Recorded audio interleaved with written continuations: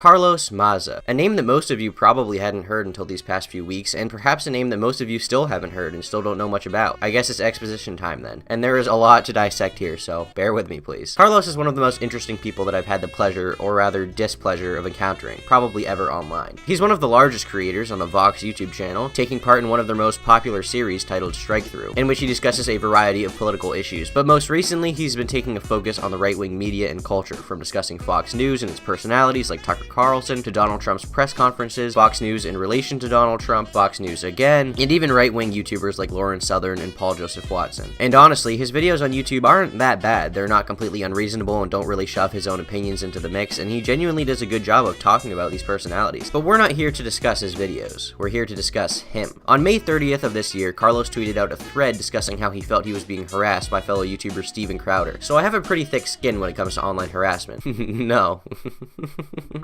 No, you don't. But something has really been bothering me. Since I started working at Vox, Steven Crowder has been making video after video debunking Strike Through. Every single video has included repeated, overt attacks on my sexual orientation and ethnicity. Here's an example. Before we get to the video, with our favorite lispy sprite from Vox. It's ridiculous! It's bonkers! You're being given a free pass as a crappy writer because you're gay. Now, those on their own are somewhat offensive, and normally I wouldn't defend someone calling a gay man things like a lispy queer and a gay Mexican, if I felt they were being genuinely hateful and homophobic, that is. But Crowder really wasn't. Most of it was meant in good fun, and while he was clearly demeaning Carlos, it's not like that's all that was being said in the videos, and it's not like he was being used as an argument against him. It was simply poking fun at Carlos's somewhat feminine demeanor. And make no mistake, he doesn't come across as the most manly guy in the world. So obviously, I wore my gayest possible outfit for the interview.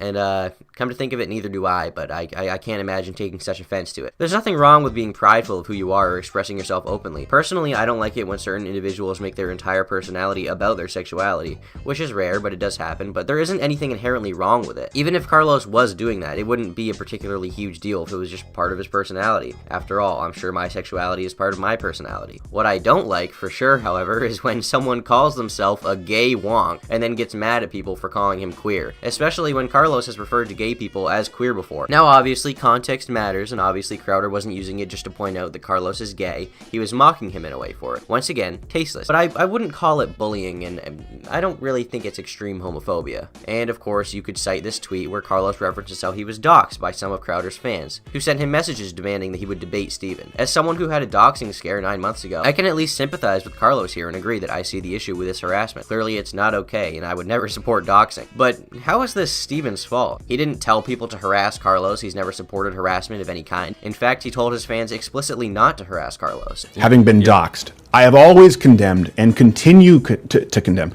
discourage any and all forms of doxing or targeted harassment of anyone online, okay?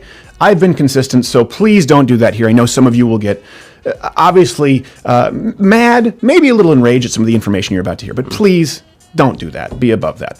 If there's any proof that I've actively encouraged people to dox this person or anyone, I will profusely apologize. So when Steven tells his fans not to harass Carlos over here, but it still happens, who's to blame? How can you really blame Steven for the actions of all of his fans? Fan bases have been running rampant and making bad decisions on behalf of creators that they admire for a long time now, and personally, I don't think it's fair to hold any person responsible for the actions of someone who has never spoken to them and has never explicitly told them to do something, or even minorly encouraged their behavior. Obviously, most of you will remember the recent shooting in Christchurch, New Zealand, where someone opened fire at a mosque and killed 50 people. Directly before they left their car to mow down innocent people, they said, "Subscribe to PewDiePie," out loud. Now, obviously, no one would blame Felix for the actions of this wacko. That would be ridiculous, unless you're a member of the school of thought that feels that every creator should censor themselves and all the ideas that they allow their audiences to be exposed to on the premise that someone out there, maybe 1 out of 100 million, would take part in a terrible crime. In which case, you're fucking dumb. And make no mistake, these jokes, and they are jokes despite what Alex would have you say, they are clearly in poor taste, and Crowder probably shouldn't be saying them if he wants to be taken seriously in a political discussion. I'm not afraid to admit that I call my friends who are gay things like this all the time, and honestly worse, because it's meant in good fun and they don't take offense to it, and they know that I don't genuinely dislike gay people. And Crowder, who's friends with Dave Rubin, also a gay man, clearly doesn't hate homosexuals. He makes fun of people for basically everything, being gay included. He calls his lawyer a half-Asian lawyer. We've had legal battles, you know this, half-Asian lawyer Bill Richmond's talked about it. For example, Warner Chappelle. My protocols of the elders. I picture it like a tea kettle where you take it on the Steam goes out, only it's pure cash for the Jews.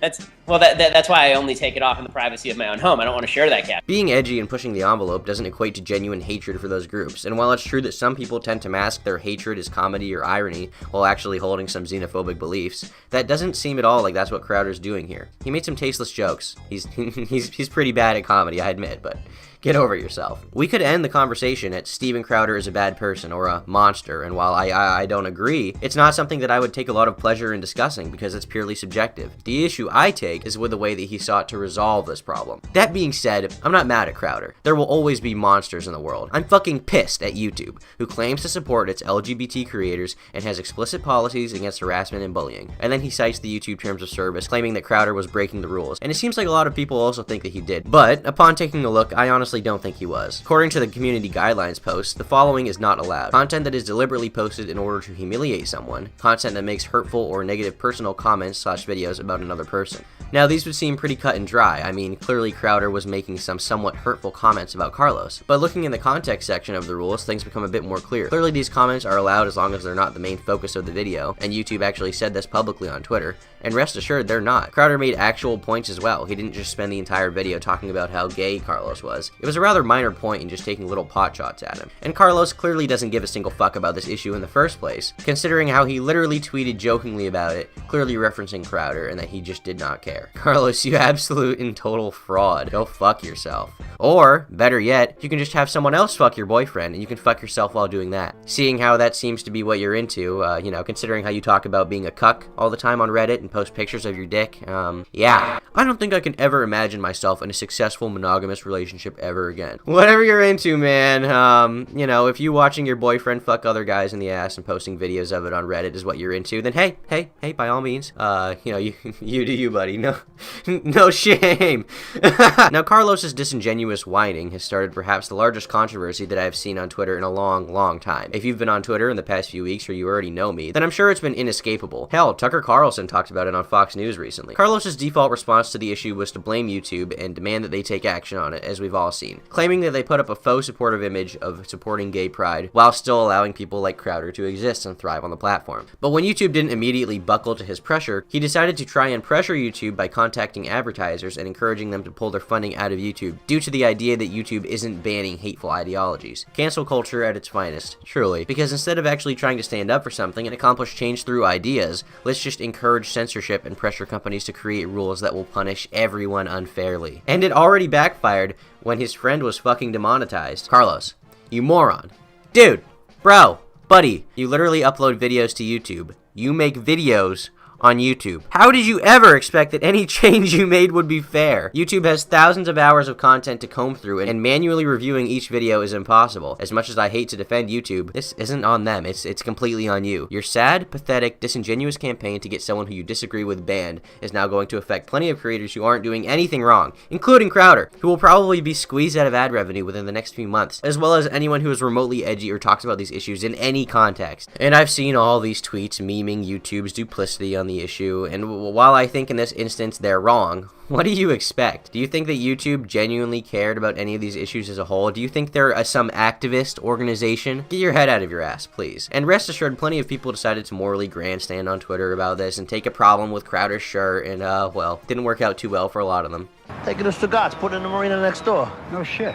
Look at this baby, I caught right off the point here. And I almost want to agree with Carlos. I could almost see his point. If not for the bad faith acting and the amount of hypocrisy and just being fucking fake, maybe I would agree with him. I would be able to see where he's coming from. But he's just fucked up too many times by now to be taken seriously, and at this point his actions are going to damage a large number of people who weren't involved and don't deserve any of the repercussions from his reign of terror. But Carlos doesn't care. Nothing I say or anything that anyone else says will stop his tirade of petulant, childish behavior, whining, and being a two-faced dick, and jeopardizing the financial situation of thousands of online creators just like me. All that matters is that Steven Crowder, the big bad man in the MAGA hat who wants people to change his mind, called Carlos a lispy queer a few times. And now this guy thinks that he's a victim. Rest assured, Carlos, you are not. Thanks so much for watching, and until next time, stop being a fake fucking piece of shit. Girls look better in a real tight sweater. Girls look better in a real tight sweater. Girls look better in a real tight sweater. Girls look better in a real tight sweater. Girls look better in a real tight sweater.